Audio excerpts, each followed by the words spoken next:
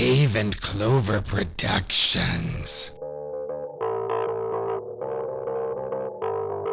Hello, I'm Cameron Dutcher. You are tuned in to Strike the Set. I want to thank you for being here today. Remember that we are on Apple Podcast, Spotify, YouTube. We're also on Facebook and Instagram and TikTok and kind of everything, man. You can find Strike the Set everywhere. Follow us on our socials and tune in for the show. On this episode, we have a fantastic set of movies that we'll be talking about today. We are celebrating the Irish holiday of St. Patrick's Day. I'm not exactly sure how Irish it is. Maybe it's just a thing in the United States where we get to pretend to be Irish, and those who are actually Irish get to say, hey, I'm Irish too. That's so cool. Let's do it.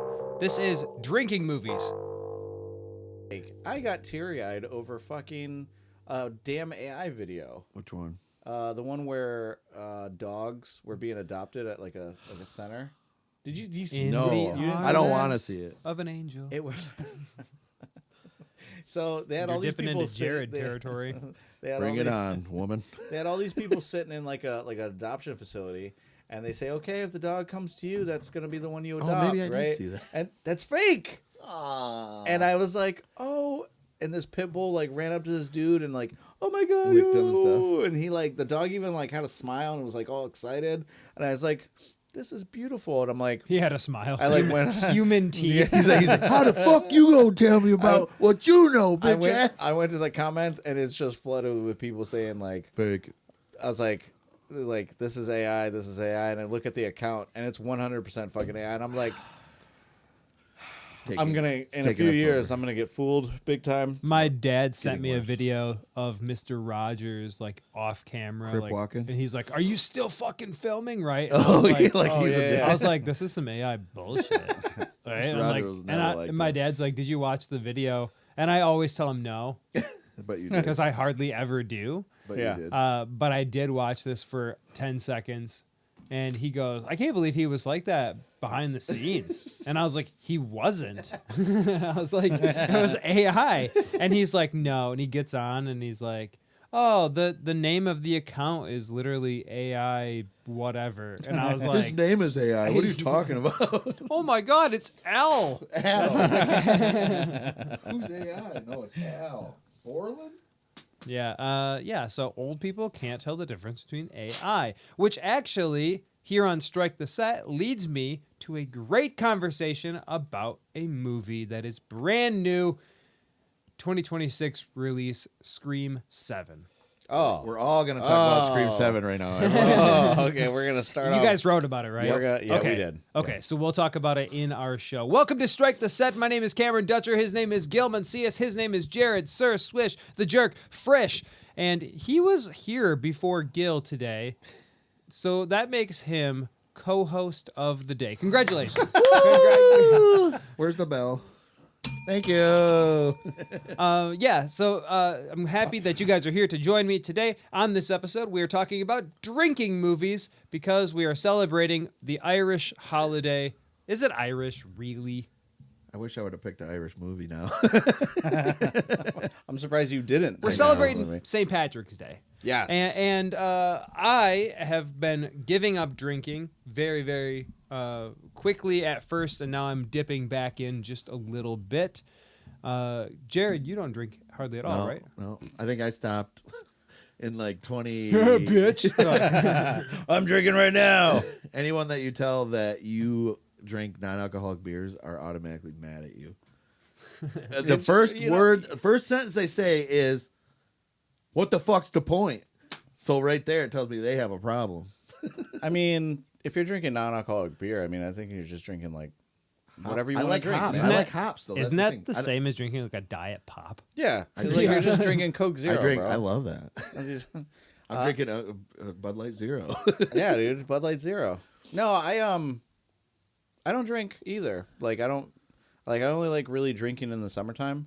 That used to be my favorite. Like Tequila? every once in a while. No, no, I'm white, dude. I'm drinking High Noons. oh, White Claw. Those are out. Yeah, so every once in a while, after like I don't know, I think when I'm grilling, I think I'll have a beer or like Do you have the Scott Brando shoes on? No, I'm barefoot. Monarchs, I'm barefoot out there the grilling. Nike No, Monarchs definitely with not high barefoot. socks. All right. No, I got the New Balances. New Balance grillers. New Balance grills. 450. Why do I know the numbers? The grill 450s because they all those shoes have. They're like for dads that aren't athletic. Yeah. They Instead make of you getting the Jordan 92s. They make me look fast. Yeah.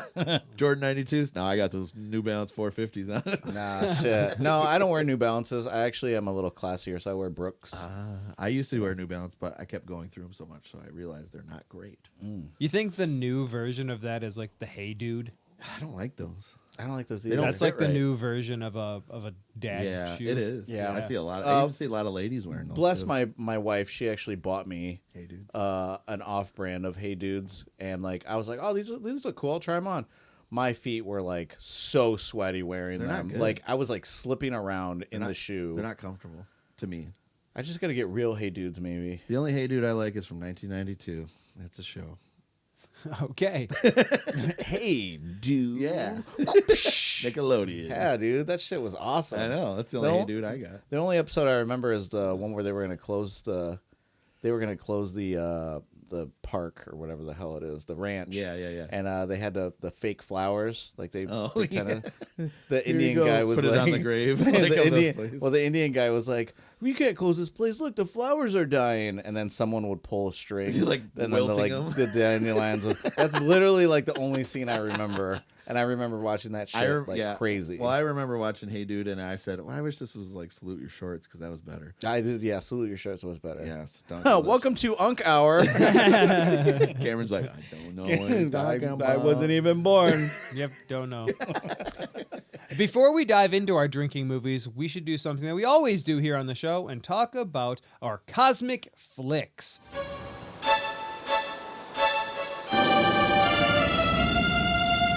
The Cosmic Flicks. I watched a movie called Whistle. It came out in 2020. It says 25, but I remember the trailer late 25, and I remember the release early 26. So 25, 26, Too Short Blow the Whistle? a movie called Whistle. It is a Corin Hardy film. It has a 5.4 out of 10 on IMDb, 63% on Rotten Tomatoes. I gave it 6 anti-drunk driving campaigns out of 10. When Chris, played by Daphne Keane, finds a cursed object in her locker at her new school, she and her group of misfits find themselves dealing with death.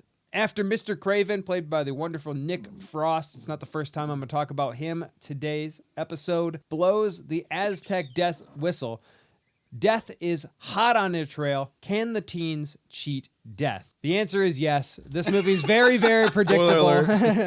This movie is very predictable. However, some of the scenes are very, very cool. There's they blow the whistle, death finds them one by one, and they see themselves like, if they die by fire, they see their body completely burned. If they die by heart attack, they see themselves having that heart attack. If they die in a car crash, they see themselves just tore to pieces before it gets them. And you witness how that happens, even if they're not in the car, even if they're not on fire, even if they're not having the heart attack, they see themselves dead before it happens. And in that, you get some really, really cool kills. Excellent stuff from that side of things. Storytelling, just a little weak. I think like the whistle is like, oh, I don't know, well, just don't fucking blow it. like I remember the scene from Forgetting Sarah Marshall. It was like, what if your phone would kill you, right? It's like, here's an idea, just don't answer it. There's a really cool quote in this movie. He says, what if I don't want to die? And she says, then you shouldn't have been born. Damn. That's a cool quote. I like that. Put that on a t-shirt. Blow the whistle. Yeah, did you like that song I posted on the you posted that you watched the movie on Facebook, and then I posted the video of Too Short. Yeah. I love that song. I pulled from the Cosmic Flicks bucket a movie I have never seen before, and after watching it, I feel like this movie is extremely underappreciated. 1998's The Mighty is based off of the novel Freak the Mighty by Rodman Pilbrick. The story surrounds two boys with very different lifestyles becoming The most unlikely best friends. Maxwell Kane, played by Eldon Henson. He was one of the brutes from Mighty Ducks. Oh, yeah. And he was also in Daredevil. Is he a Bash brother? And he is a Bash brother. And he's also God of War now. Is he that? Is that guy? That is that guy. He's playing him. Opie? Yeah, is that him? He's playing Opie from God of War. From Andy Griffith's show? From Sons of Anarchy? Is Ron that Howard? Same guy? Is that the same guy? I think that's the same guy. I'm gonna make Spaceballs I again. can't remember. But so Eldon Henson, so he's a very tall 7th grader, and he's been made fun of, so they bully him. He's tall and weird, and he's like a giant compared to everybody else in 7th grade. He's dealing with the extremely troubled past. When I wrote this, I just died laughing, so I'm sorry. Trouble past, what an idiot. His troubled past is his father is in prison for unaliving his mother, and now Max lives with his grandparents. I know this is morbid. Just stick with me. Kevin the Freak, Dylan, played by Carrie-Ann Culkin, is an intelligent but physically disabled young boy with Morky syndrome. It limits his growth and has some very serious health problems. He also gets bullied in school. And when Kevin becomes Max's reading tutor, it doesn't take long for them to realize that their traits complement each other perfectly. These two become best friends. He carries Kevin on his shoulder. Max carries Kevin on his shoulders, and they imagine themselves as knights on this quest. And a twist I didn't see coming: Max's father is released from prison on parole, and he kidnaps Kevin, and Max must help rescue him. I don't know. I didn't see that coming. This is.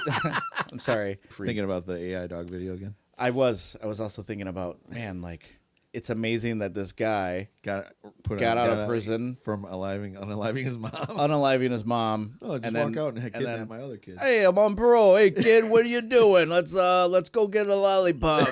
And then just takes him over the tops him. And then all of a sudden it turns into like a Law and Order episode. Dun dun. It does, however, this whole movie does, however, show that it is all about the power of friendship. This movie is incredibly underrated.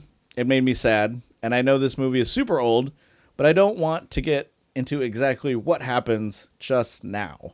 I think everyone should watch this movie, especially if you love movies like Angus, Superbad, Stand By Me, The Sandlot. It's a wonderful coming-of-age movie that will make you appreciate just how powerful friendships can be. 74% on Rotten Tomatoes with a 79% audience score. I give 1998's The Mighty 8 blank books out of 10. It is a very cute coming-of-age movie that I had never seen before. Never seen it. And it's heartwarming. According to Brandon, if I'm on a movie podcast, I should watch movies even if I don't like them. Bro, he doesn't even watch movies. Exactly. He doesn't know what he's talking about. We don't even watch movies here. Yeah. What do I always say? I'm just real and honest. I'm just real and honest. I still know it is, and nobody likes me. Eye rolls all around. Snake eyes. We know, dude. We know. We know, dickhead. I pulled from my Cosmic Flicks bucket a movie that I was like, fuck. Because I've never seen it, and it looked like a rom-com, and it is a rom-com. But and Cameron, I hate them. Cameron wrote it. I gotta watch it. It's fine. Fuck you, Brandon. Damn. I'm just kidding. That's 2 episodes in a row where we told Brandon. I told him every time. I said, I'm going to get you every time, so you might as well buckle the fuck up. 2008, Over Her Dead Body, directed by Jeff Lowell. IMDb gave it 5.3. Rotten Tomatoes gave it 14%. And I give it 4. Only thing that saved this movie is Paul Rudd. So, it's the only thing that saved it for me. It's fine. It's not to me. After his fiancée, Kate, played by Ava Longoria, dies in a car accident on their wedding day. Dude, spoiler alert. Just kidding. I said car accident when you don't even know. It's not a car accident. Double spoiler alert. Technically. You don't know. Veterinarian Henry, played by Paul Rudd, grows depressed. To help him move on, him and his sister visit a psychic, Ashley, played by Lake Bell, which I've only seen this girl in a few other things, and I don't really know if she's been in anything kind of top of the movies. I think she's more of a side character from what I've seen her in anyway. She's still pretty good looking, but don't know much about her. She gives Kate her diary. Ashley uses the journal to details convincingly deliver the fake message that Kate wants Henry to move on, which is entirely untrue when you watch it. But you have to give your own assumption. And why Jason Biggs in this? I don't know why. I saw him and I go, what the fuck's he doing in this? He just plays whoop, I slipped on a puddle. I fell. I'm like, what the fuck's he doing? Slapstick after American Pie comedy, I guess. Because he looks exactly the same in this.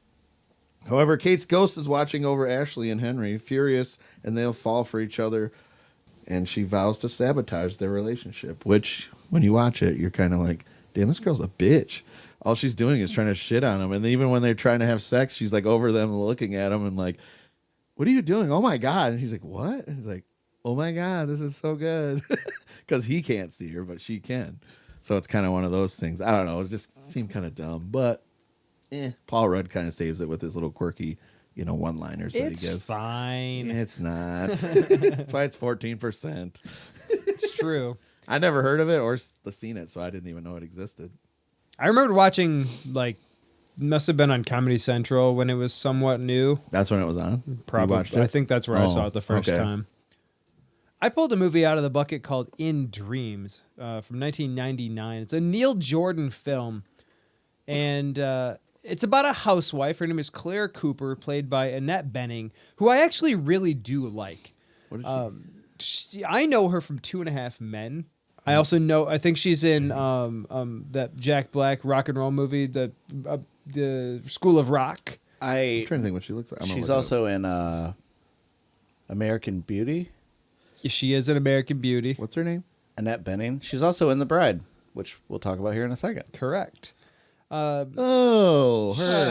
She discovers that she has a connection through the dream world to a serial killer named Vivian Thompson, played by Robert Downey Jr. Must stop him before he can kill again. And I did not like this. I like everybody in it. I didn't like her. Do you know who she was married to? No. Super famous actor that played Clyde Barrow in Bonnie and Clyde. He was in Dick Tracy. He was Dick Tracy. Warren Beatty. Really? Yeah. They don't look like they would fit together.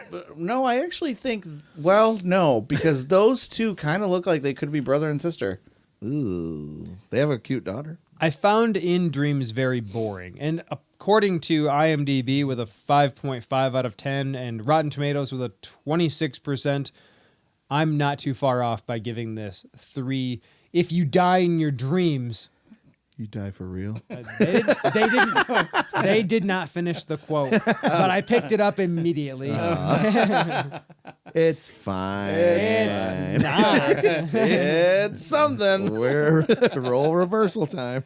Most of the scares come from dream sequences, and I think that if your horror movie relies too heavily on something that isn't fucking real, that's not really that cool, right? Yeah. Is this a horror movie? Except for if your villain is in your dreams. Like Freddy? Like Freddy. And there's only one Freddy. Yeah. I put that in the bucket because I was just going down like a list of movies. Like I was in Google and I was just writing down movies and I was just like picking ones that you've never really heard of either. I don't even remember seeing this movie. I don't even know. You're like, Cameron's like, fuck. I don't even know if I watched I'm it. down for watching new horror. So. Yeah. I didn't even know that was considered a horror. Like a thriller, right? It's Horror like thriller? Yeah, it says horror thriller on, I think it's on Tubi. What's it called again? In Dreams? In Dreams. Okay. Tubi. Let me look this up. In Dreams. Now. Sorry, Christopher Walken. Now is the time. I need more Bell. My bucket. I can see how movies like this one will bother certain types of men. I honestly don't think a lot of them would watch something like this, but there's something about a woman that is empowered that makes these people just a certain type of way. This movie is 2026's The Bride, directed by Maggie Gyllenhaal.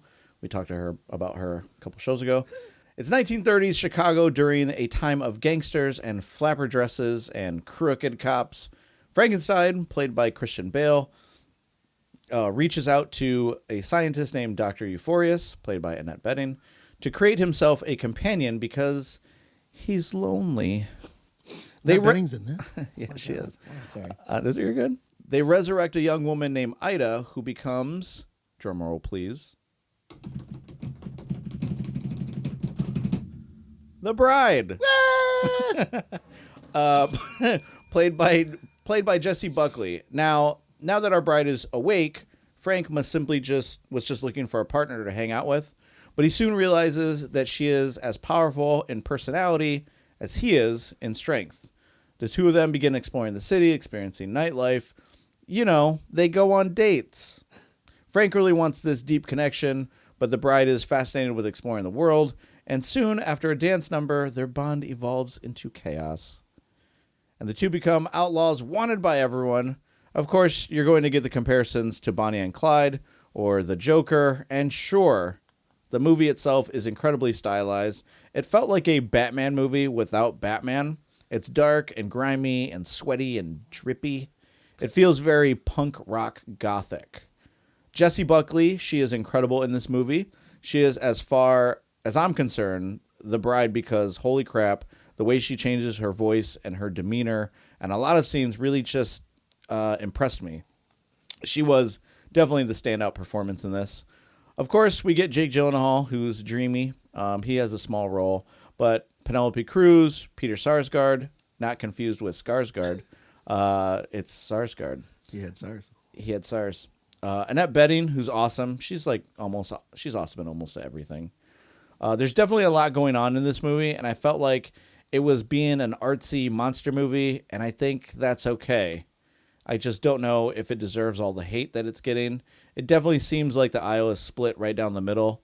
So we either like This movie's getting hate? Yeah. Oh yeah. Why? I liked it a lot. I liked it. I didn't think it was. You thought it was gonna be better. I thought it was gonna be better, but I still liked it. So it's 59% on Rotten Tomatoes with a 74% audience score, and I gave this movie a 7 out of 10. Yeah, I gave it an 8. Yeah, like it's 8 black holes out of 10. black holes, son. Won't you come? What'd you give it? You didn't give it A 7. A 7. Crooked nose. Crooked. I'd rather not. 7. I don't know. Crooked nose. Christian Bale's. I don't know. His nose looked broken in it. It is. All right. Well, there you go. I mean, in real life. I like this a lot. I thought that it rode the line perfectly between being a Frankenstein movie and between being Bonnie and Clyde. I love that they're taking the bride, the aspects of the original Bride of Frankenstein, and them going on a crime spree, and they're boosting that instead of boosting the horror. Yeah. I really, really liked that. I like that she has that black mark on her cheek, like that's acidity of like the Yes. bile or something. Yeah, so like the reason why certain people are upset about this movie is because they don't like to see women in power. Did you notice the dance scene at the party? What music it was? It's a straight rip from Young Frankenstein. Yeah, Oh. yeah, very cool. I thought the dance scene was awesome. I thought that was really cool. Yeah, I liked it a lot. I wanted more.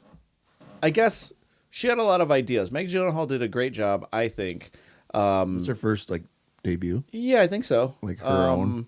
And she threw all her ideas to the wall, and I thought it was an entertaining movie. I was thoroughly impressed with pretty much everything. Like it wasn't something that I was like, oh my god, this is so Oscar worthy or whatever. But like Jessie Buckley is amazing. Like she almost is like possessed by this Shelley Frankenstein, right? Yeah, Yeah, she's Mary Shelley. Yeah, so she's like possessed. So like she changes her voice in certain points, like a split personality, and she's doing it on the fly, like in action scenes, and it's absolutely incredible. Like she's really, really good.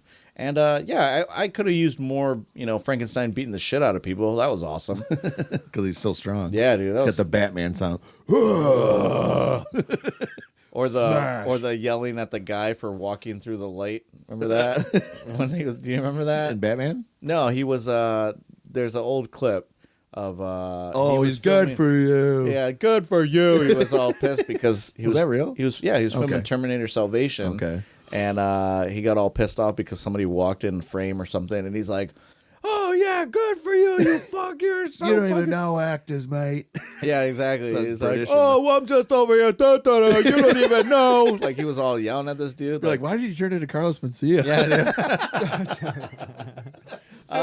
But yeah, The Bride. I gotta go see it. Even the older, when they're showing the Ronnie Reed films or the Ronnie Reed. Yeah. Ronnie Reed's not a real actor.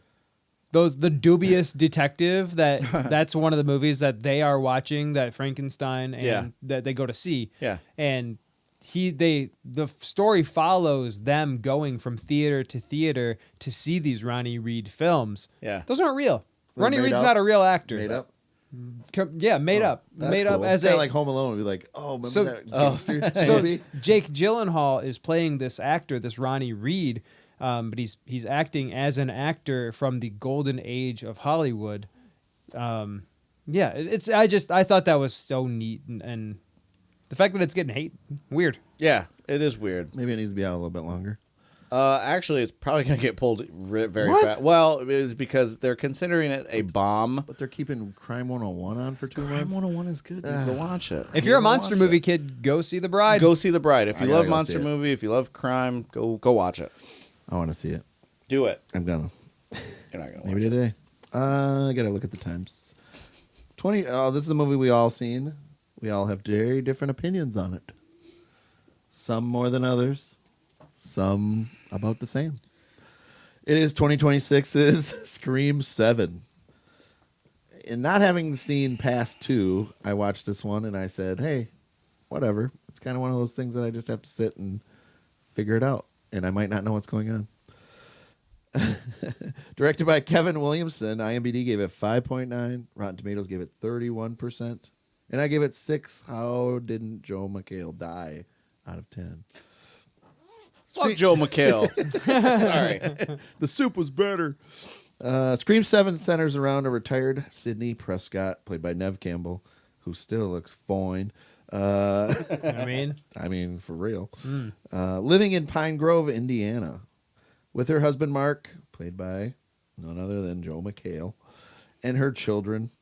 When I found out, actually, the role for Sydney's daughter was supposed to be played by the blonde girl, which was McKenna Grace, was supposed to be her daughter, and she didn't get the role. So she ended up being the friend of Sydney's daughter instead. Little tidbit for you. When Ghostface targets her teenage daughter, Tatum, Sydney is forced to confront her traumatic past to protect her family. Gail Weathers, played by Courtney Cox, returns to cover the murders, and plot heavily features the theme and nostalgia of the original legacy of Scream. Basically, this movie is kind of like the first 2, but 1 and 2 are the best to me. This movie kind of it has good slasher scenes, it has good kind of made up things, but it also has current event type things, which kind of pissed me off a little you haven't seen 3 through bit. 6. Correct. So my ratings, 1 is the best, and then they just go in descending order. Almost order, you like, Yeah. right? But you said 4 is the worst to you. I think 3 is the Oh, worst, 3. which makes 4 better because because of 3 is so bad. Now, I think the kills in 7 are excellent. Yeah. I think if you're going to get killed by a beer tap, I like that. And you're going to have beer come out Yeah. with blood? That was sweet. I'll try it. I don't even drink. I think it would have been cool if you would have like grabbed a mug, Yeah. and, like filled it up, Yes, and then it just cut. absolutely. Like, Yeah. right there. That'd They be were cool. really like good like scenes where it was like, damn. When he drops out of the ceiling, That's cool. No sound. yeah. I was like- I like that.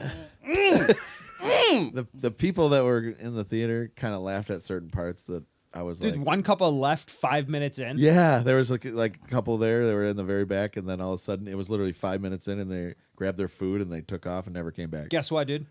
Last night, I saw The Bride. Somebody Same couple left. Are you serious? They left halfway through. the same one. The same yes. What the hell are Yes. they doing? We need to interview them. I want to interview Like, them hey, so why do you guys keep Hey, leaving? They're probably like, oh, we just come in. Why to are see what you it is. Jareding these and watching only 20 minutes of a movie? Unless they work for No way. No way. No. So I've heard that like companies will hire people to go into the theaters and watch the movies to make sure that the trailers are correct. They're like 18. These people These are like kids. 18 or Yeah. 19. Oh, someone's getting blasted. Young in that cats. thing. Yeah, finger blasted. Oh, dude. Whoa. Earmuffs, bro. Earmuffs. I meant nacho cheese. I God. I thought I was prepared to talk about this. I don't know if You're I'm not. I've You're already swinging fists in the air. the reason. Okay, so you came to me the other day and you said you didn't give a rating for The Bride, and I said I don't want to do that. Yeah. I don't want to. You I don't want to do say that. anything yet. Yeah. And the reason why is because I gave you guys my opinion on Scream 7, and you guys were like, ooh. And then I remember Cameron, you were like, I don't know if I want to see it now. And I was like, please go watch it. And I think what I did, not knowing, is I lowered your guys' expectations. And then you went in going, oh, yeah, that wasn't so bad. It wasn't as bad as what you made it out to be. I think it's worse. I think it's so much worse. Yeah, dude. So what's worse? I Know What You Did Last Summer remake or Scream 7? That I know. Don't even talk to me about. I know what you did last summer.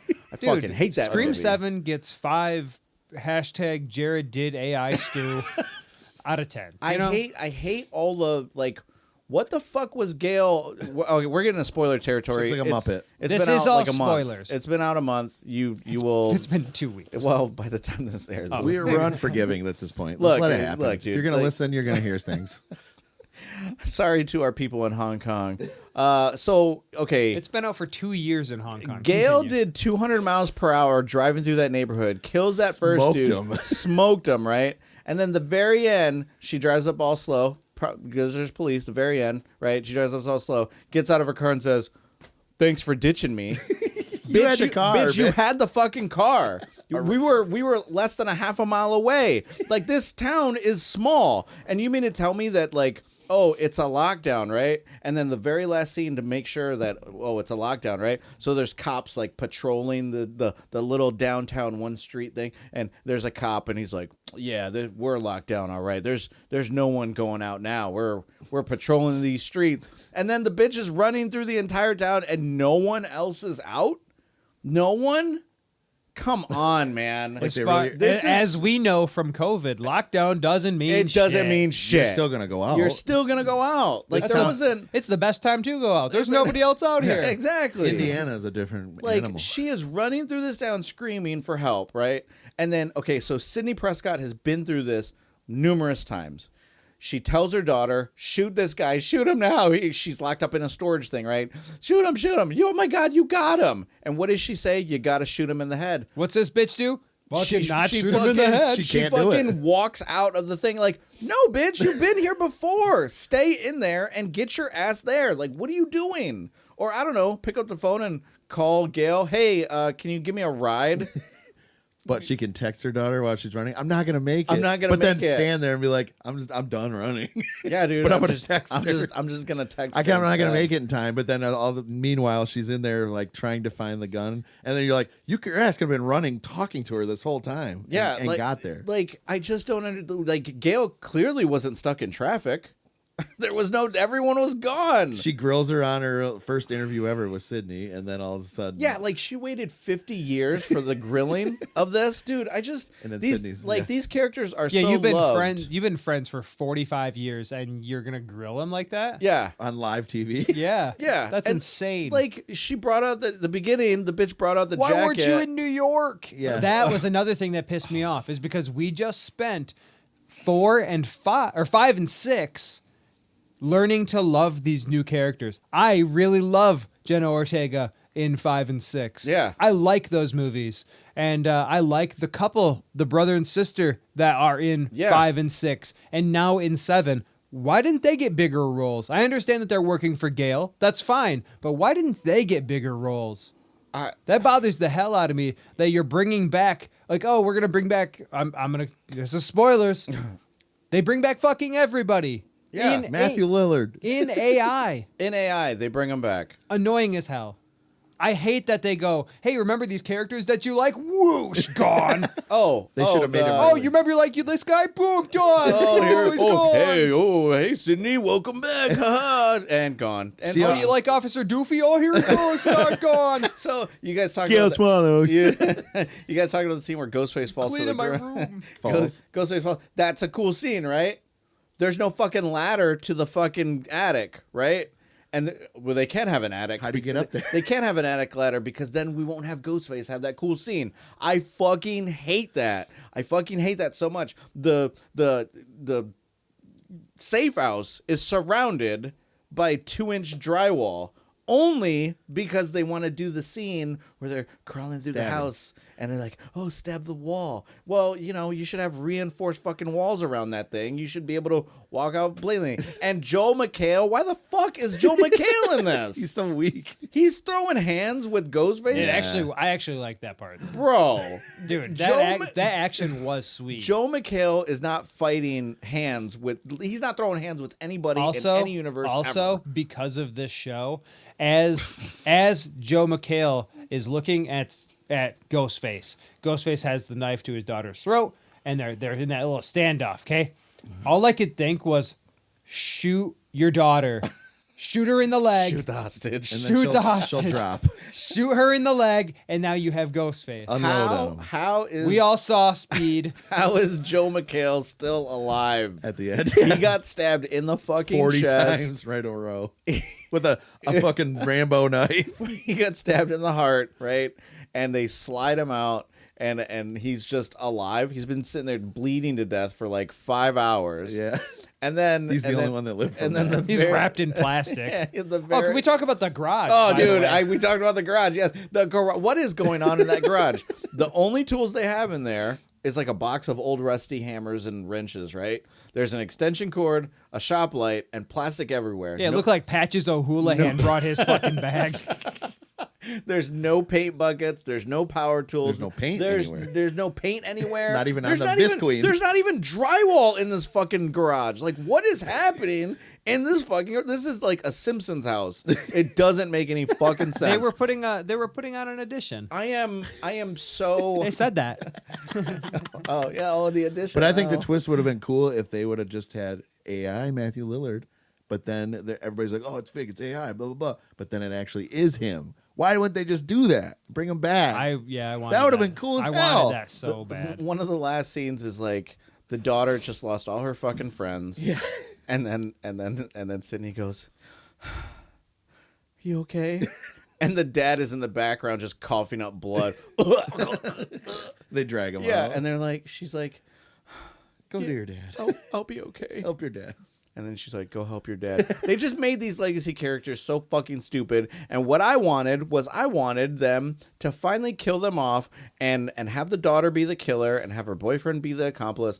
And that would have been such a cool fucking idea. But no, they I instead... wanted it to move forward with that brother and sister from Yes. 5 and 6. Yes, dude. You could have easily continued the storyline. And now you have these legacy characters still alive. And you I could hate have... when she's like, "Oh, I'm sorry, I wasn't in New York," and I wanted her to finish that with, "They couldn't get my contract right." I wanted $50 billion, Gail. Of course they're not going to... I wonder why they chose that guy to do. Joel McHale? No, the other one that ended up being the killer, and then I like Joe that McHale. lady's mom, or that guy's mom, the friend, the weirdo guy that everyone thought it was going to be. He's like, that kid's weird. Oh yeah, he's definitely the killer. That pissed me off Yeah. too. Oh, because Yeah. he's a fucking weirdo. I Yeah. hate that. Yeah. But then that ends up being That's Matthew our whole. Lillard. That's the core of our listening audience. Yeah, Well, we're all a bunch of weirdos. Yeah. Matthew Lillard's the worker that worked at the insane asylum or whatever. That's him. Come on, Carl. Yeah, dude. Like, Or not Carl, but they get all this information. and Also, they I just didn't don't know do who anything I with didn't it. know who that was. I also like how Scream is basically an episode of Scooby Doo. Yeah, Oh, let's unmask the killer. I hate that. see. Mr. Callahan. let's see who this is. I wanted to. Oh, and Zoinks! I'm sorry. Oh my God. I'm sorry. There's 3 things. I'll get them real quick. 3 things. Okay, one. Sydney goes into the auditorium. She sees Ghostface. Blam, blam, blam. No, misses every shot. Right, and then the cops are just cool with her I'm having Sidney the Prescott. gun. Of course, I have a gun. And the cops are just cool with her, like searching Carrying the a building. fucking Desert Eagle. Yeah, she's carrying a fucking Desert Eagle, and the cops are like, "Hey, you clear over there?" And Sydney's like, Like "Yeah." she's leading the yeah, way. she's like, "I'm fucking right. Okay, cool. Okay, whatever. Okay, John Wick." And then the very fucking end, she fucking is Doesn't like, even look at him and bang, right? she Dead like, shot. yeah, dude, she fucking 360, no scopes, and Deadpool just, shot. Yeah, Deadpool shot, like fucking blasts this dude point blank in the head. Never see him again. And then she's just like, she's like, all those times playing Call of Duty, right? Puts her fucking like, come on, man. But then misses when she goes to shoot the girl. And then McKenna Grace is in it, right? And she was I saw okay, beginning of the movie, she's walking down the street with her friends or whatever, and it's like 20 degrees outside, and she's wearing a mini skirt and like Pink tube top, top, yeah. right? And I'm like, McKenna Grace, okay. All right, we might have something here. And then, no, she gets slaughtered, open. which is cool. Yeah, that is cool. the intestines hanging. The intestines hanging, and then like the moonlight kind of shining. Yeah. That was fucking cool. Yeah. And then the fucking jacket, the fucking Leather jacket. Oh no, not the jacket. PTSD. Why did you bring that Yeah. out? Then she's Oh, mean my to her God. daughter for no reason. Yeah, dude, the jacket looked good on her, man. Then Let her she- fucking wear the You jacket. gotta go talk to her. This What? is their fault. Joe McHale simp. It's the fucking it's a jacket, bro. Oh, You're I haven't never gonna worn wear that leather. since college. Yeah, You can't wear it. I haven't worn that since college. Bullshit. You didn't carry that shit all the way in your entire life into that house with no ladder to get up Forgot in you the had it my ass. Yeah, you had no ladder to get up in the attic. Fuck you. You're just jealous of your daughter. Yeah, dude. Your daughter's way cooler than you are, and she looked better in that jacket than you did. Damn. Fuck that jacket. She looked at it like it was like the one ring. It's my birthday. I want some. Yeah. Fuck that movie. Fuck Scream. All of that being said, these legacy sequels are not hitting. They're not good. How many have been good so far? I guess we got to go back. We should do legacy sequels and see which ones were. Oh, actual holy winners. fuck. That's a great idea. Yeah. Jared came up with a great idea. Ring the bell once. What are we All doing? it's gonna be Lego sequels. Lego secrets. Lego sequels. Oh, I love the Lego movie. Lego secrets. What did we walked down to the living room coming down from the studio the last time we recorded, and Olivia was watching Lego Ninjago. Yeah. Oh yeah. What? You're like, you like this? I was like, what's happening? I like Yeah, dude, you sat down Indian style and like fucking sat Right in front of there. the TV. You did. Like, Wow, Yeah. why do I have a peanut butter and jelly in one hand? Then you became a kid all over This is again. awesome. I guess I like Ninjago. A movie that I watched because I was waiting for the last episode of The Last Drive-In to start. Joe Bob Briggs got kicked off Shudder. We don't know why he left.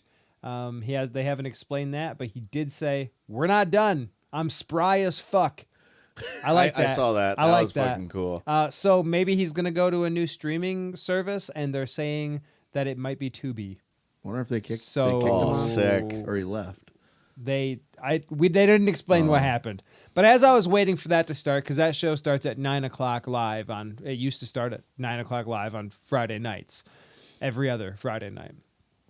As I was waiting for that to start, I was kind of streaming or going through the list, and I saw this movie called Boys from County Hell. It came out in 2020. It is a Chris Bow film, and it says vampires, but these vampires kind of play off of the idea that vampires are dead. It is a father and son road crew that must survive the night after accidentally awaking an ancient Irish vampire. No, it's not him, Jared. It's not that Irish vampire that we all know and love Jack O'Connell from Sinners. from Sinners and from 28 Years Later, which I watched Bone Temple. How'd you like it? I like it better than 28 Years Later. Ooh. Yeah, I Even love the dancing scenes. I like the I really like that scene. I like when they're fighting in the pool. They're like that fight to the death. Yeah. It's neat.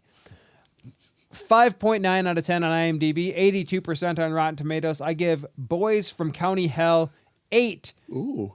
out of 10. I couldn't come Wow, up with I liked it, couldn't come up with a thing. It's a solid modern day folk horror. It's violent, it's disgusting, and it's not your average vampire. Vampires, to me, can be boring. It depends on which way they go with it.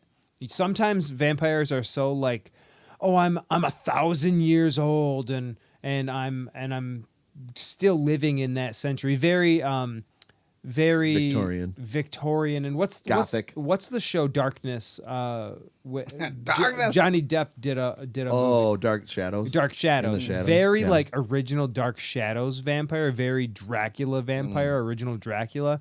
And I kind of find that a little bit boring. This is not that. Boys from County Hell is tight. Nice. That leads us into our show. Yep. It sure does. Where we're going to talk about drinking movies. You want to go first? Sure, since we're in the rotation, we kind of fucked it all up. But it's our show. We did. not? It do happen. It do happen. Wait, I only did 2. Over Her Dead Body and Scream 7. You got one more? Yeah. Fucking go for it, bro. Go for it, Dad. This is kind of like a drinking movie. It's kind of, I mean, you could do both. I still watched it, probably because I was watching this drinking movies. Hold on, before we get into it, what do we think of when we think of drinking movies? Do we think of like Funny. Funny, right? Obviously funny, right? Do we think of like there could be serious ones? Like there's one called The Way Back with I have ones that have Ben Affleck. problems. Like there's Leaving ones that Las have Vegas. problems. Leaving Las Vegas. I have The Verdict, which is Paul Newman, which is, I don't know if you've ever seen it, 82. We we think of like just buffoonery. I'm surprised none of us picked like Animal House. I know. Or I think we've talked about Superbad before, but we could have lightly talked about that again. And then no one picked Beer Fest. Did any of you guys? I did. Oh. We both picked Beer Oh, you Fest. did Oh too. Yeah. shit! All right. Well, hey, let's fucking. Well, here's the thing. I could do one of these ones and then leave Beer Fest out. Oh, I don't know. Okay, we can both do it, I guess, right? I don't know. Grip it and rip it. Let's talk both? about some drinking movies. All Yeah, right. fuck it. All right. Well, this last one I have, because I have 4 left now. So Cosmic. Mm-hmm. Yeah. So BASEketball, 1998. So, which is kind of like a drinking movie, but it's also one of my favorite movies. I thought it was directed by Matt Stone and Trey Parker. It's actually David Zucker, not to be confused with David Zuckerman. You're like, who the fuck's he? IMDb gave it 6.5. Rotten Tomatoes gave it 40%, and I gave it 9.5. I heard your mom is going out with Squeak out of 10. I could have picked any line, but I just thought of that one because there's many memorable lines in this. Unable to compete in regular basketball, Coop and Reamer, played by Matt Stone and Trey Parker, invent a game where they shoot baskets from locations labeled as baseball bases, which gains massive popularity. The league, under the guidance of the owner, Ted Denslow, played by the iconic Ernest Borgnine, R.I.P., the National Basketball League, or the NBL, is formed in strict no corporate sponsorship rule where you can't trade teams, nobody's favored, everybody gets equal pay. That's what he wants, and that's what Coop and Reamer want. So Denslow takes it on, and he lets them be themselves, but under the guidance of the new owner, Ted Denslow dies by hot dog.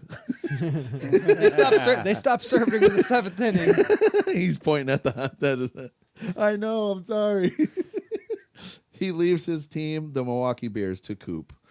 Rival owner Baxter Kane. God damn it, I didn't write his name down, but he's an iconic actor also. Can't think of I his bet name. she could suck the chrome off a trailer hitch. He's attempting to take over the league, plotting to induce greed, corporate corruption, and doing anything in order to ruin the original legacy of the Beers. Following that feud that nearly destroys their friendship and team, the duo reunites between Coop and Reamer after Reamer decides to be like the Dennis Rodman of the league and start getting offers from Baxter Kane and making his own way. When they realize it's taking him over, he's acting weird. They're swinging their fake dicks around. And Jenna, which is Coop is in love with and Reamer's in love with, and they just don't know what to do. And Jenna has a foundation with kids, helps them out, and tries to basically show them that all sports aren't the same and they don't trade teams and you can actually root for the underdogs. When you talked about Brokeback Mountain, you talked about a passionate kiss between 2 male actors. Oh, this movie brings that, dude. There's a passionate kiss between The pineapple board of the Waka Waka tribe. Yes. The Wallaka Laka board. Yes. Matt Stone and Trey Parker kiss and they say, dude, dude. And then they make out, and it's hilarious as fuck because it's the worst, sloppiest, grossest kiss I've ever seen between two best friends and obviously people that own the most fucking insanely franchise that's ever been. Vagina. Vagina. Coop, what's a vagina? Australian for, or what do you say? Foster's, or no, I can't remember what he says now. Fuck, you fucked me up. This movie is so fantastic. If you haven't seen it, you definitely. And there's a lot of drinking in it too. They get a 9-year-old boy drunk before. Oh, when they're doing the shots for Jerry Springer. Yeah, he said, every "All right." time a fight breaks out on Jerry Springer, you do a shot of tequila. Yeah. And they're just fucking slamming lines 'Cause there's so and many licking fights. salt. And then before the big game, and then Joey's about to have his operation. He said, "Coop, can you hit 2 home runs for me, or a home run?" And he goes, Reamer goes, "Of course he can." He's not acting like he's telling you to hit 2 home runs. He's like, 2? Can you hit 2 home runs? And he's like, "Reamer, can I talk to you over here? Can I call you fuckface? I can call you fuckface. Pig fucker, that's what he calls it." I've never watched it. Shut up. I'm not even joking. Dude, you need to watch this shit. I've never watched it. Watch this shit. Because I was, I think when I was a good boy. I was kicked off the softball team. I thumbed my nose into the air about it. What? I'm not watching that shit. I'm a fucking adult. Okay. I'm past my prime. What are you, Brandon Heath? I don't need to. Congratulations, Brandon Heath. You get your own bell now. That's like 3 shows in a row you've been mentioned. You're welcome. You're welcome. Yeah, I've never watched it. It's never been in my radar. You're doing yourself into disservice. Maybe. Dude, Matt Stone and Trey Parker are genius. They are. Movies. You know what? Live movies. I do appreciate them much more as an adult than I did. Cannibal when the I was- Musical, BASEketball. We got Team America, World Police. We got Orgasmo. I really like that one. I like yeah. Team America. You seen Orgasmo? Cameron doesn't like Orgasmo. It's not great. I remember. I think it's hilarious. I mean, I remember back in the. Right, boys.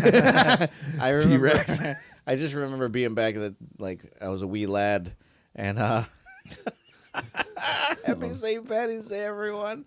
I was a wee lad, and I remember seeing that on Scroll on the TV guide, Orgasmo, on late night HBO, and I was like, "Oh, I'm gonna see some titties." And you do kind of. And you do kind Yeah. of. But it wasn't anything to. All right, boys. Who wants to fuck? All right, fellas, I'm ready to fuck. You want me on top? Oh my God! Oh yeah. Why do they call her T-Rex? Then Ron Jeremy's in it. Yeah. He plays like a badass, like kung fu fighter. R.I.P. Ron Jeremy. R.I.P. R.I.P. Dude is brain dead. Don't think And he's a- dead, but he definitely got in trouble for. Yeah. Graping. Sexually harassing and. Bing. With that, we'll talk about our drinking movies. Happy St. Patrick's Day to all of you. Hope you are having a very safe, fun holiday. If you are listening to this beforehand, you know what? You're probably not. You're probably hammered right now listening to this. And that's the way it should be, because we're talking about Beer League from 2006. It is a Frank Sebastiano film, 5.9 out of 10 on IMDb, 31% on Rotten Tomatoes. I gave it 5. Give me that out of 10. What is this movie? Beer League. Oh, Beer League. I've never seen this. The worst team in the softball beer league is in danger of being kicked out until the unemployed slacker Artie Divanzo, played by Artie Lang, inspires his team to improve their game. It has Ralph Macchio, it's got Joe Lo Trujillo, Seymour Castle, and all people that you should recognize, but you don't know why. This movie's excellent. Check it out. Never watched it. Nope, neither. You didn't write about Beer League? Beer Fest. Oh, you wrote about Beer Fest. That's what I thought you said. Oh, no, Beer League. Oh, 2006. Well, we're good then. All right. Looks like we're good. Barfly. Mickey Rourke plays Henry Chininsky, a recluse poet living in Los Angeles. His everyday routine is waking up, going to the bar, getting drunk, and then getting into fights. Mickey Rourke is almost unrecognizable in this. He kind of looks like the beginning of Mitch Hedberg. In the bar, he meets Wanda, played by Faye Dunaway. She's another alcoholic, and the two of them start a very dysfunctional and chaotic relationship. Things take a turn when an agent discovers Henry's writings and offers to publish his work. He's now forced to choose between being a successful writer or being the free man that he is. This movie is gross. The dive bar is in fact a dive bar. It's filled with lifelong drunks, gamblers, hookers, and scumbags. Henry hates authority and regular jobs. He loves the honesty of the bar. He's constantly fighting with a bartender named Eddie. The fights are constantly happening in the movie. It's a total gag. This movie is dubbed as an anti-Hollywood version of a drinking movie. It's gritty and has everything. Everything has a slime, like there's sliminess to it. There's a hilarious scene where an old man gets stabbed. This is the first time I've watched this movie, and I really liked it. Henry Chininsky is the fictional version of a famous writer, Charles Bukowski. He actually wrote the screenplay for Barfly. It is 76% on Rotten Tomatoes with an 82% audience score. And I give 1987's Barfly an 8. Don't you know she likes it? Fucking A right.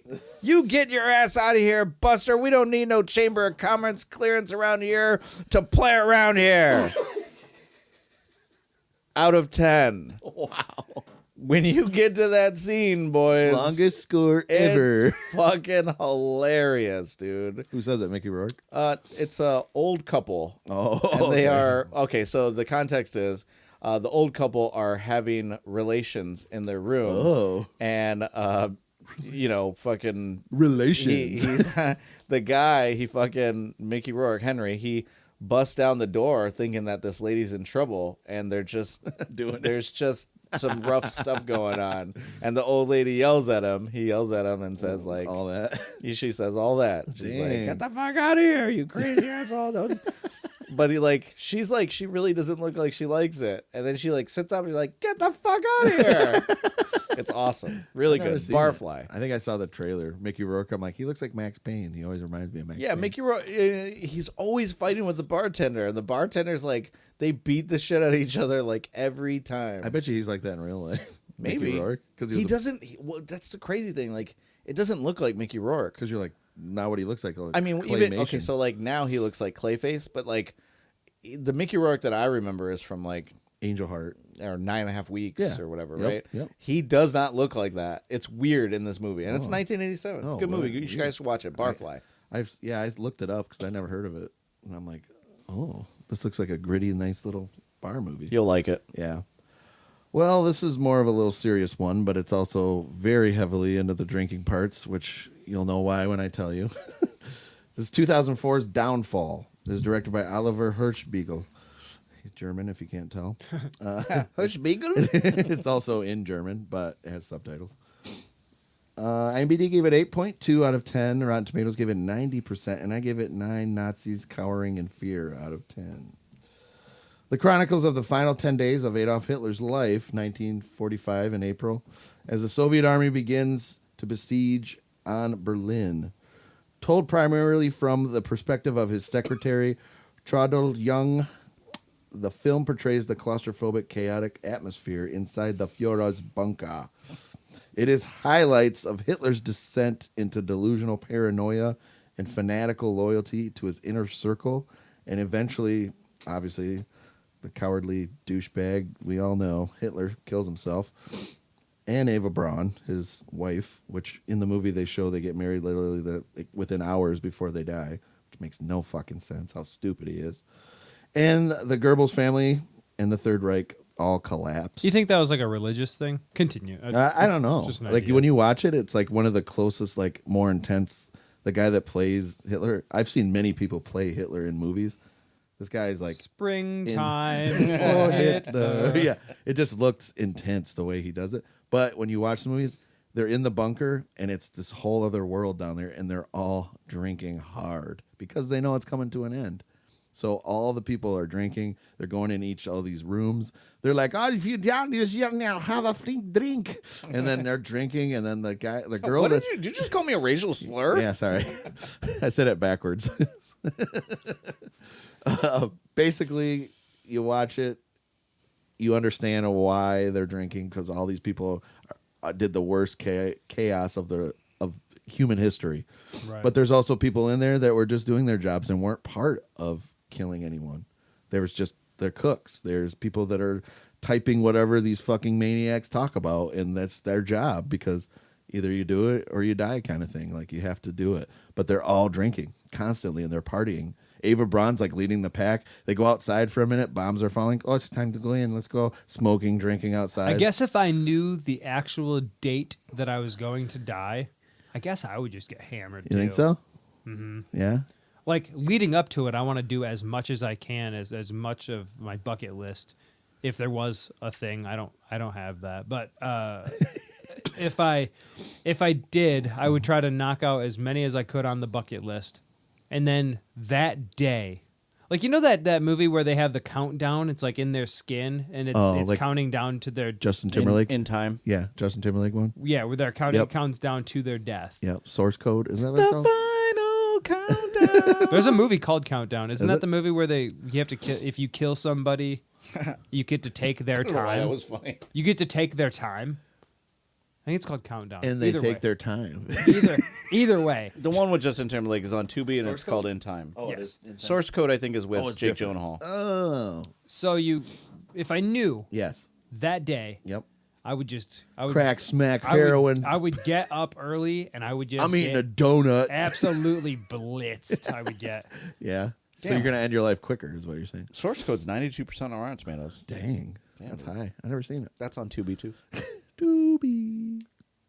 I watched a movie from 2013. It is a John Lucas and Scott Moore film. It's called 21 and Over.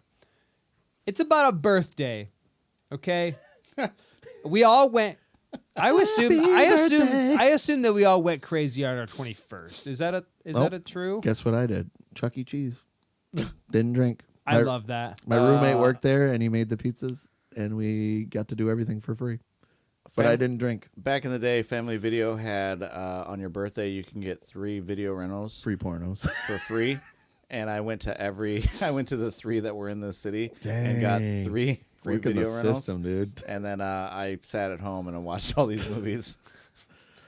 Well, shit goes sideways the night before Jeff Chang's big medical exam when he celebrates his 21st birthday with his 2 best friends, Miller and Casey. Justin Shawn plays Jeff Chang, Miles Teller plays Miller, and Skylar Austin plays Casey. The shit goes sideways in all the best of ways. This has a 5.8 out of 10 on IMDb, 26% on Rotten Tomatoes. I gave this 5 angry and secretly gay out of 10. Secretly gay. Yeah, this movie's... I've never seen it. I it's hate good. Miles Teller, dude. He bugs me. What? He bugs Is me. it his nose? It's everything. Oh, I man. don't think he's a good actor. Whoa! Because I'm real and honest. Oh, and this because is what I'm I real, do. and this is what I do. Because I'm real. Ja Rule and you guys. Rest in peace, Ja Rule. Yeah. Murdered on the track. Because he was murdered. I love that joke. I've been telling that joke to Sam for 30 years. She's like- and she's like that. I'm checked She's out. the meme of the skeleton, like on the couch, like just like hearing the same joke every fucking year. She's like, Oh my yeah, God, let me dude. guess. He did this. Okay. Yesterday I was holding Eloise and she gets a little fussy when she gets tired, normal for babies, right? But I am talking like a surfer bro to her. So I was like, dude, you totally need to take a nap, bruh. You know, Did you do the head nod? I did for a little while. But I'm doing that like repeatedly and I'm watching Olivia just get kind of annoyed with That you're me. doing that voice? Yeah. I'm like, you just need to chillax, bro. It's fine. It's fine. Just hit some totally gnarly waves, bro. You're acting like a fucking Barney right now, man. And I'm saying this, and I hear Eloise go, and I was like, if that wasn't your mom, I don't know what is. She had enough of your shit. is what Yeah, it dude. was. At 5 That's- months, she was like, I'm fucking tired That's of fucking you. cool. Are you done? Basically, she said. Yeah. Are you That's so done? cool. Oh wow! Y'all ever dream about going back to high school and changing things? All the time. Yeah, what every would you day. change?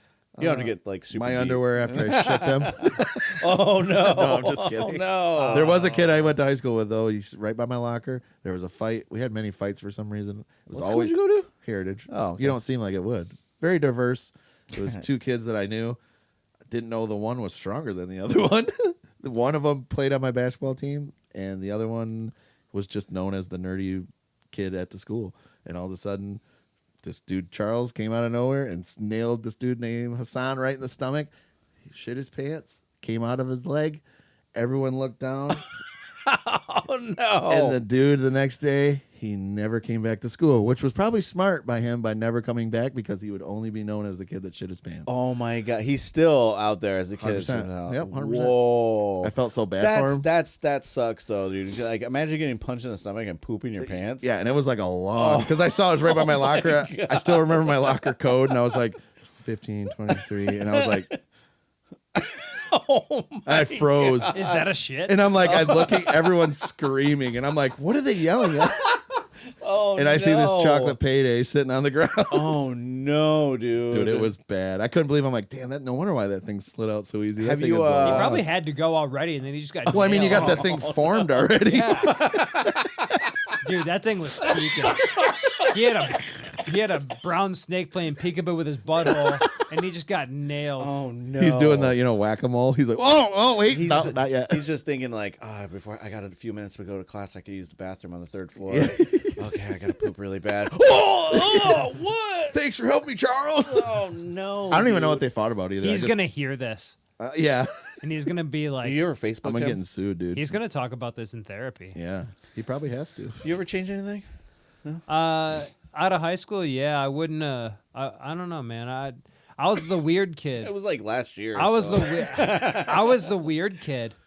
I was the Yeah. weird kid. Although I played football and I was still the weird kid. I was super into music still and but I didn't like the music everybody else liked, and I didn't fucking care. You don't I know didn't- me, Dad. I didn't care about the NFL. I cared more about what happened in the Manson trials than you don't just become the weird kid. Like you find yourself there, and then you're like, I don't know how I got here or how to get out, but You're fucking JP from You know, Matt, Matrix clothes. These Kids Suck. I think I wore anime shirts and I got called all kinds of Yeah. negative, like, I got along with everybody well enough, but like Yeah. people that hated me fucking hated me. Yeah, dude, I was a fucking nerd. I was there are things I'd probably think about and go back and change, like the girl that broke your heart, or the one that cheated on you with your cousin, and I that never turned into a whole big ordeal. That's for, real? Like the 8 girl years. that I had the biggest crush on and then rejected me. She got throat cancer. So that fucking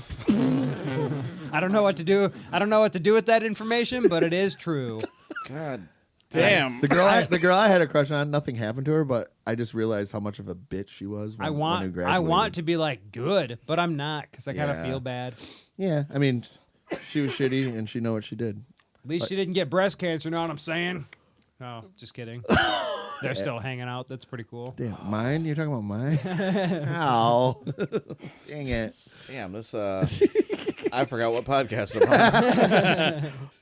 Well, in 2010's Hot Tub Time Machine, you get just that and so much more.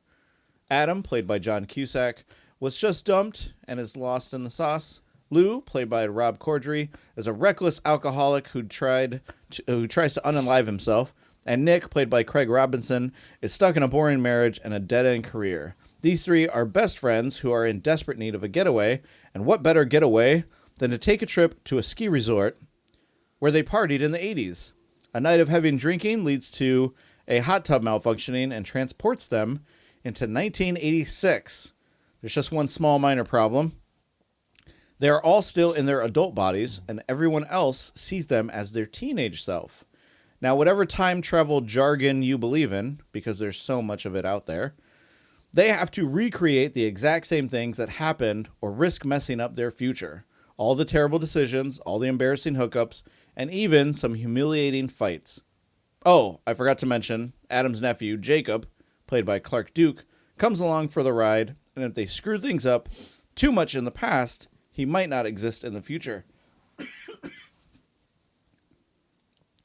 I don't get a chance to watch this movie very often, but when I do, I always forget just how funny this is. There is a running gag with Crispin Glover, who plays Phil the bellhop. In the real world, or adult world, he has an arm, like one arm. And when they go back into time, he's got his arm again. And there are certain scenes that they play where they stand back and they see him, and something comes along, and they're like, "Oh, this is it! This is where he loses his arm." And then it never happens. But then and then you finally get to that point where it does, and it's just awesome. Crispin is known to play George McFly in Back to the Future. Without the success of this movie, we would not get the show Cobra Kai on Netflix. Writer-producer Josh Heald also is the co-writer of the series, and when I met William Zabka, famously known for playing Johnny Lawrence in Karate Kid, he told me specifically that Josh was a major part in making Cobra Kai happen. Big shout-outs to William Zabka. He is awesome. It was really great meeting you, so shout out to him. 64% on Rotten Tomatoes with a 56% audience score. I give 2010's Hot Tub Time Machine an 8. I don't like you taking liberties with my dick out of 10. Craig Robbins is really awesome. He's so good. Yeah. He's so good. That was a funny one, man. Holy shit. I haven't seen this in a long time. I need to watch it. Movie that came out when I was born. Surprise, everyone. Never seen it before, but it looked interesting because I liked the main actor, which he's very iconic. Not only for acting, but also salad dressings. Do you know who that would be? Salad dressing. Blue Face cheese. is right on the front. Blue cheese? Nope. Newman's Own? There you go. Paul Newman. Ah. That's fucking Paul Newman? Yeah. You didn't know that? No? What'd you think it was? Just some old Orville Redenbacher Yeah, it's looking motherfucker? just some fucking some guy that Bro, likes it's, salad. it's called Paul Newman's Dressing. Newman's Own. It's called Newman's Own. Yeah, I Yeah. know, but it says Paul on the thing. You think I'm looking at dressing guy? What? I was elected to lead, not to better read. than when better when I caught you looking at undressing men. Wow, got me. Ouch. Good one. Angry and secretly gay. That high school was Put right that on about a you. Okay. 1982. Directed by Sidney Lumet. IMDb gave it 7.7. Rotten Tomatoes gave it 88%. And I give it 8.5 Paul Newman Italian dressings out of 10. Frank Galvin, played by Paul Newman, a washed-up alcoholic lawyer in Boston who rejects a large settlement to pursue justice for a young woman left in a comatose after a medical malpractice. Could you make a full meal out dressing? of foods that actors created? Like you could have Jimmy Dean. Oh, Jimmy Dean's a singer, I guess. But you He's could. a sausage man, too. He's a sausage guy. He's a farmer. Yeah, and then you got Paul Newman's dressing. Could you? So you're saying everybody that has their own kind of things, you could make a whole meal out of it? Yeah. Like wrap Sydney snacks? Sweeney's eggs. Oh, that's Oh, And- wait. Ovarian eggs. And yeah, but she had soap too that was made from her bath water. Was it soap? Yeah. Was that what it was? It was, okay. yes. Oh, wow. Oh, yeah. It was like Dr. Scrubbins or something. Yeah, Dr. Squatch. Dr. Squatch. Yeah, This episode is brought to you. Oh, we can't say that Oh, we anymore. can't say that anymore. Yeah. Which one? I said it. You Okay. can't, and I can't say it anymore. I said it, so you can't. My dad's a lawyer, and you're not. Just kidding. A routine delivery that led to brain damage is why the medical malpractice suit was ensued. No pun intended. Due to incorrect anesthetic, leaving the victim in a vegetative state. The conflict of the Catholic Archdiocese of Boston tries to pay off the victim's family to avoid bad publicity. The transformation after seeing the patient, Galvin changes from an ambulance chaser looking for a quick payout into a driven attorney seeking accountability.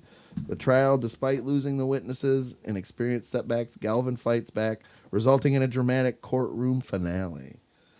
Paul Newman in this looks like he's fucking drunk. He's older, 1982, even though he was around in the 60s and 50s. But I like that you said vegetative state, and the guy makes dressing. hey, look at that. What's this movie called? The Verdict. 1982. Oh, yeah. But when you sit there and watch him, Paul Newman is just he's disheveled, he's unkept. He's taking shots without hands. He's just putting his mouth on these things at the bar. He's doing a blowjob shot? And he's just dropping them back like this. Oh, And he's at the bar and his hair's all fucked up. we all love a good blowjob at the bar. Ah, man, if I had a nickel, I'd have a shitload of nickels. But it's pretty good. It's just it's watching an iconic actor do what he does best. The redheaded stepchild of the Cornetto Trio is my last film. It is called The World's End. It came out in 2013 as an Edgar Wright film. And God, do I love Edgar Wright. The guy doesn't miss. Guy doesn't miss. Doesn't miss. What other movies? Running Man. Oh, I didn't see that movie. That's it. He just that's his newest one. Oh, that's the Running the Man one. is the newest the one with Glenn Powell. Yep. Okay, Which is I liked a lot. I did too. It was pretty good. Of He course. did Baby Driver, Oh, Hot Fuzz, Scott Pilgrim versus the World. oh wow. Yeah, guy's awesome. Yeah, he's really good. 5 friends reunite in an attempt to complete the 12-pint pub crawl that they failed at 20 years earlier. While making amends and actively getting smashed, the group becomes humanity's last hope of survival from an alien invasion. This is I'm going to name off the bars because I love an English name for a pub. Oh my God, they had the best. The First Post, the Old Familiar, the Famous Cock, the Crossed Hands, the Good Companions, the Trusty Servant, the Two-Headed Dog, the Mermaid, the Beehive, the King's Head, the Hole in the Wall, and the World's End. Those are the bars that they visit. That's cool. You're drinking 12 pints. That's a fuck ton of beer. That's like drinking like How much is that? Did you actually look? in American bottles of beer, it would be drinking 15 bottles of beer. Oh my god. Half a 30. I could do it. I could do it. I've definitely done it, but it's not good. Yeah, I can do it. I think I've done that along with shots on those crazy nights in Ypsilanti that Brian knows what I'm talking about. Shout out to Brian. Oh, long you time didn't listener. Shout out to Brian. Long time, brother. Whoa, we almost got through an episode without talking about Brian. Never seen the guy, don't know the guy. 6.9 out of 10 on IMDb, 89% on Rotten Tomatoes. I give it 10 wee before you boo-boo out of 10. We before you. Nick Frost is in this. He's part of the Shaun of the Dead and Hot Fuzz and a movie that I just talked about earlier, Whistle. And he was also did a couple of others, 2024's Getaway and Black Cab from 2024 as well. He continues to be a big name in the horror world, so I like that a lot. Hell yeah. Great movie. I've only seen it once. It's definitely worth the I rewatch. think was a I've long seen it time once ago. too, yeah. Definitely needs a rewatch for sure. I've been wanting to go to Vegas for as long as I can remember. I've had a few opportunities to go, and I didn't take them. Longtime listener Brian. Shout out to Brian, longtime listener Brian. Love you, Brian. Him and I even tried to get a mutual friend of ours to Vegas. Now, I'm not going to say who it was, but the offer... Shut up. The offer... I'm not going to say who it was, but we offered to take him as part of a wedding present bachelor party. All expenses paid. All expenses paid. Trip to Vegas. And he wasn't allowed to go because his soon-to-be wife wouldn't let him. I even tried to talk to her about this idea, but all she ever told me was, my friends would never take me to Vegas. Because you suck. But that's neither here nor there. If you haven't figured it out yet, I'm talking about 2009's The Hangover, directed by Todd Phillips from A Star is Born. It's the wonderful and misunderstood Joker Folio Adu. He brings us the comedic story that revolves around a bachelor party in Vegas. Doug, played by Justin Bartha, is just 2 days away from getting married. His 3 friends, Stu, played by Ed Helms, Phil, played by Bradley Cooper, and Alan, played by Zach Galifianakis, travel to Vegas for a night of debauchery. When the party starts on the rooftop, it's the last thing they remember, and when everyone wakes up, they have absolutely no idea what just happened. Stu is missing a tooth, there's a baby in the closet, a tiger in the bathroom, and worst of all, Doug is missing. So now, the 3 of them are tasked with finding Doug and getting to the wedding in less than 24 hours. Everything is a clue, and the structure of this movie asks the audience to join in on the fun, as they are working backwards to figure out what exactly happened last night. This movie gives me plenty of laughs and so many one-liners. We get a great scene with Mike Tyson, and anytime Phil Collins is in the air tonight comes on, I just want to end up punching someone, no matter who's around me. Anytime it comes on, I just want to be like, hey, come here for a second. Let me punch you. This movie launched the career of Zach Galifianakis. It made an insane amount of money, $500 million worldwide, and it cost the company like $8 to make. Heather Graham, Ken Jeong, Rob Riggle, Mike Epps, they all play roles in this, but in terms of secondary characters, I really love Rachel Harris, Melissa, as the crazy girlfriend to Stu. She's so controlling and treats Stu like crap, and he just takes it. I love her. Not like that. I just think she nails the bitchy, controlling, cheating bitch character. This movie spawned 2 sequels, which I don't even remember the third one. I guess they are both okay. More of the same, and I think that's okay. I think that's all right. I'll have to give them a watch very soon. 79% on Rotten Tomatoes with an 84% audience score. I give 2009's The Hangover 8.5 in the face out of 10. I'm rewatching this movie, and it still it holds up. I know it's 2009, but man, like it holds up. It's really fun. It's a fun movie. A lot of laughs, a lot of good stuff. You should watch it if you haven't already. Dang. Dang. Damn. Sounds like it's the beginning of an R&B song. 2006, I was probably 23, 24, I want to say around there. Cameron, twinkle in the eye yet? Don't think so. No, I'm just kidding. Beer Fest. We watched this in and out, up and down. I haven't seen it in a long time because some friends drift away. They form families. You don't see them anymore very much. So all you have is nostalgic things that you used to do and remember by. Directed by Jay. Man, I wish I could not say this name because it's very hard. He's actually in the film. Chandrasekhar. I'll say that. IMDb gave it 6.2. Rotten Tomatoes gave it 41%, and I gave it 7. Now let's warm up those sausages out of 10. This follows American brothers Todd and John. I don't know. It says Jan, but I think it's Jan Wolfhouse, who traveled to Germany to spread their grandfather's ashes at Oktoberfest, only to stumble upon a secret elite underground drinking competition. After being humiliated by their German cousins, the brothers assemble a team of misfits to train for a year, seeking revenge and redemption at the next beer fest. The conflict of brothers are mocked by German branch of their family, the von Hughes Wolfhausens, who steal a secret beer recipe. The team they gather, the Magnificent Five, the brothers, lab tech beer expert Fink, chugging machine Landfill, and his twin brother, an expert gamer, Barry Batternath. The team engages in intense, often bizarre training, including but not limited to drinking games for 1 year.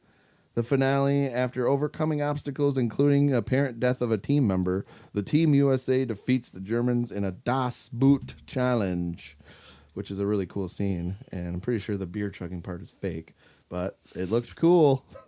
No way, dude. That's real. Yeah, come on, third tit. Let's do it. The film ends with a cameo from Willie Nelson setting up a sequel titled Pot Fest, which never happened. It Yeah. still hasn't happened.